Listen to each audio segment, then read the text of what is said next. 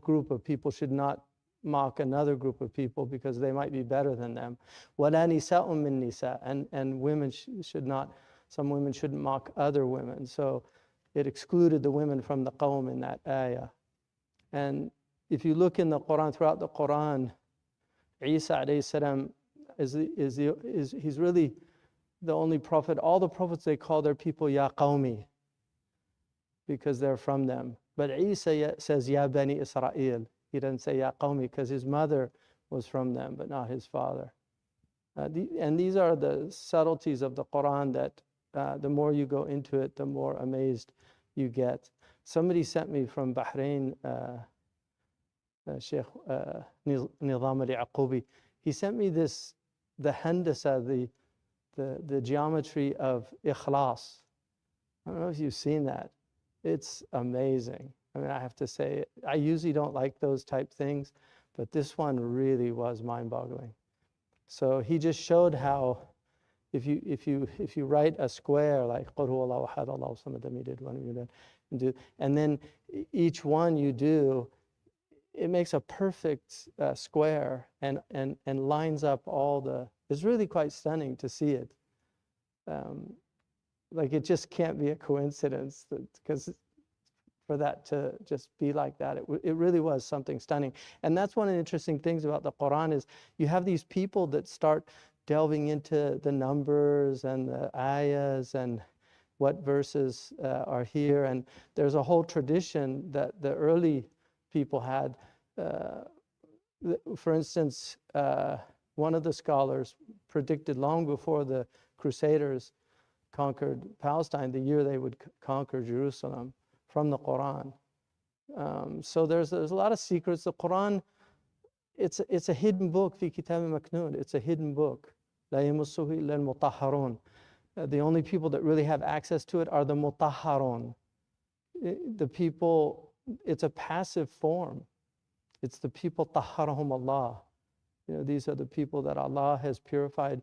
But a lot of these great ulama, they just had amazing openings in the Quran. And then they saw things also that they probably never put down on paper because some things are just, they're not meant for putting down on paper.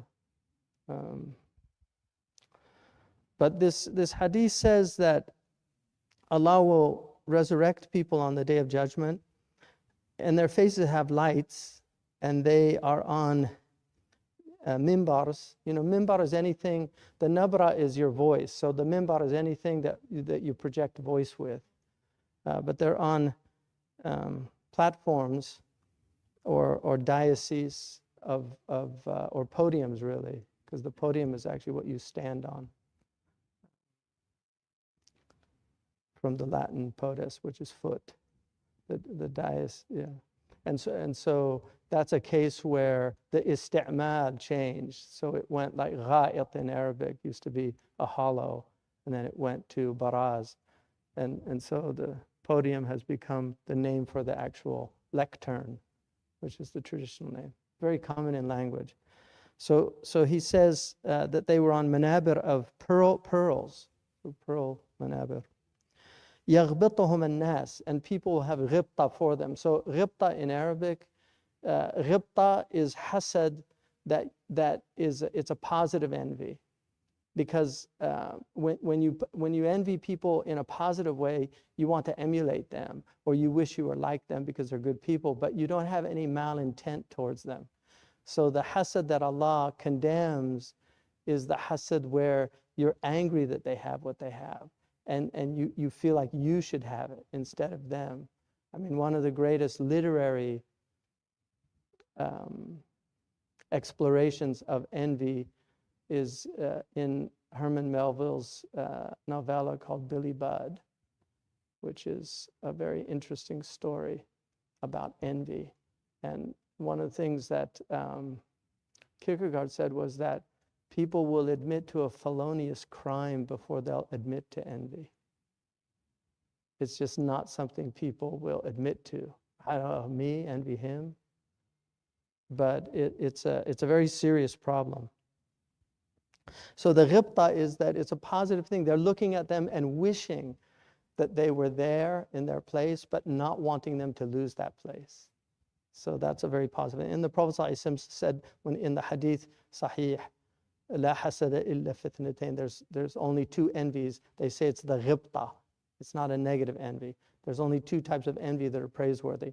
Somebody who's been given knowledge that you don't have, you wish you had it, and then somebody who's been given a lot of wealth,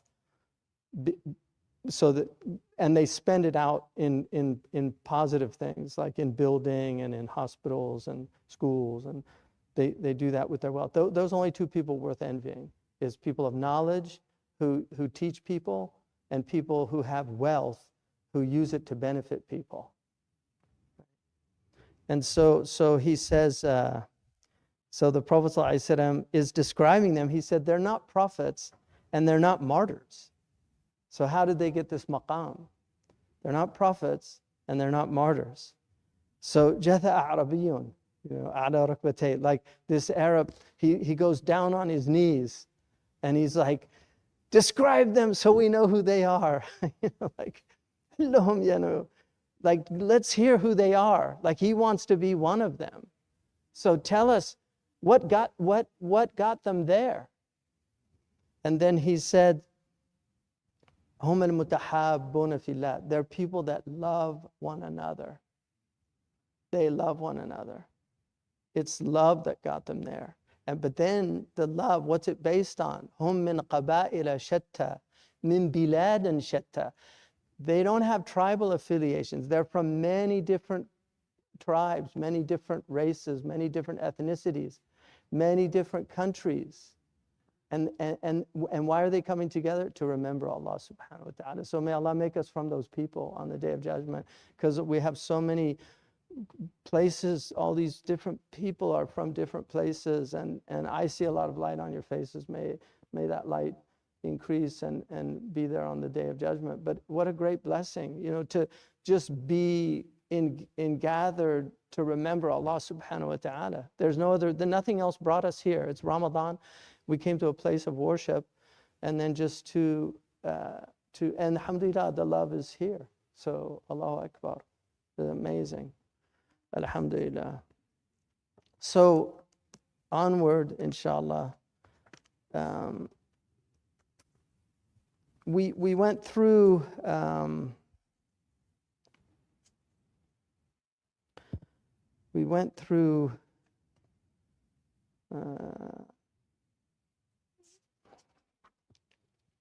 just a very quick recap. This is Surah Qaf, which obviously is the name of the surah, and it begins with the letter. These are the muqatta'at letters. These every book, Abu Bakr and Umar said, every book has a secret, and the secret of this book is in these letters. And Allah swears an oath by the glorious Quran, the majestic Quran, the noble Quran, and then tells us that these people are bewildered that a warner came to them. And the kafirun say this is a strange thing, that we're dead and we're brought back to life. And they call it raj'un ba'id. This is a very unlikely scenario. And then Allah tells them, قَدْ عَلِمْنَا مَا تَنْقُصُ الْأَرْضِ وَمِنْهُمْ minhum. Allah knows what the earth diminishes from them. And Allah says that He has a book which contains everything in it. And then Allah subhanahu wa ta'ala says that they deny the truth when it came to them, and they're confused about it. So they have this confusion. And Allah subhanahu wa ta'ala then says, haven't they considered the heavens over them? We have built it and adorned it, ornamented it, and you will see no furuj. There's no gaps in it. Imam al-Biqa'i said this is a proof that the heavens surround the earth. So he saw it as a proof for that the earth was round and it was surrounded by heavens. As he said, that if there's no gap in it, it means that it must be completely self-contained.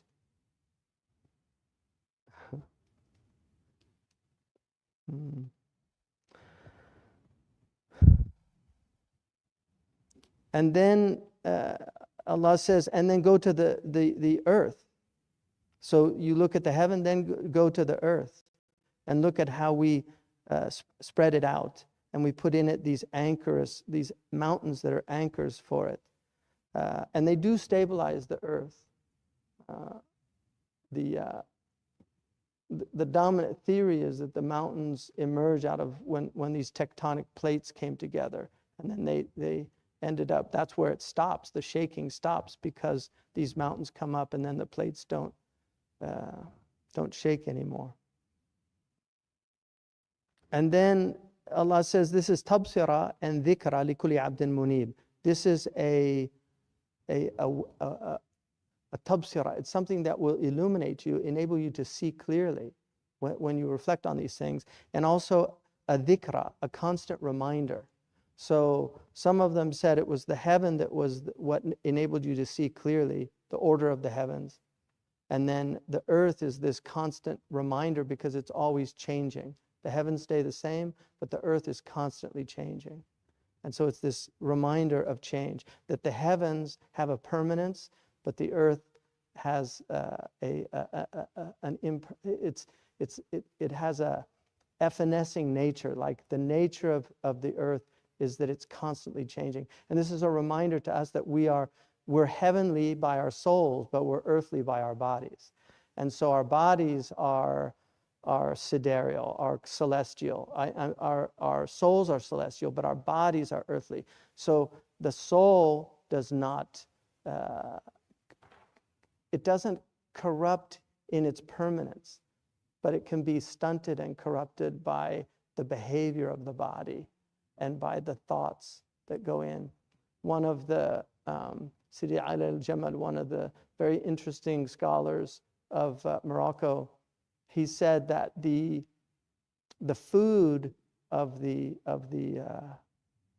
body comes from the earth, but the food of the soul comes from the heaven.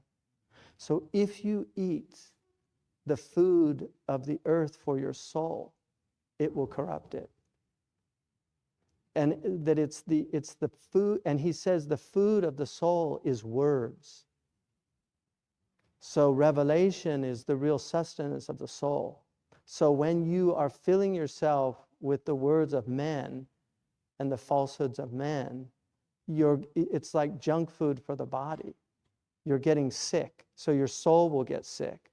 Whereas if you feed yourself with the spiritual nourishment of revelation, the soul will get well. قَدْ أَفْلَحَ مَنْ زَكَّاهَا.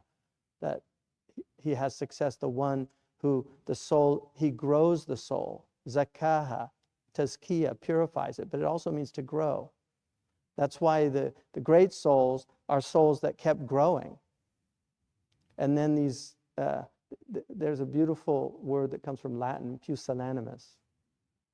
Right? So you have magnanimous, which means animus is soul, magna is great. So a magnanimous person has a great soul. The pusillanimous person has a puny soul. So this is something that cultures recognize, the fact that we have words in different cultures to articulate these meanings. A petty person. In India, Gandhi was called Mahatma, right? The great soul. So all these cultures have this understanding that there are great souls and then there are puny souls. But Allah says that Allah has given us the ability to grow our souls. But if you feed it with the wrong food, you stunt it. If you feed it with the right food, it grows. And that's why they say Imam al-Ghazali, at the end of his life, his maqam was so exalted that he could not read books that men had written. He could only read Quran and hadith. That was his maqam. And he was reading hadith because he was not if he was alive today, he'd probably be the greatest muhaddith alive. But at that time, he was not considered a muhaddith. His area of expertise was the usul al-fiqh in particular, and then obviously tazkiyah. But that's why he's been criticized by some for having these hadiths in the ihya. But most of them are hadith that are related to tazkiyah, and the ulama were much more easy on those type of hadith.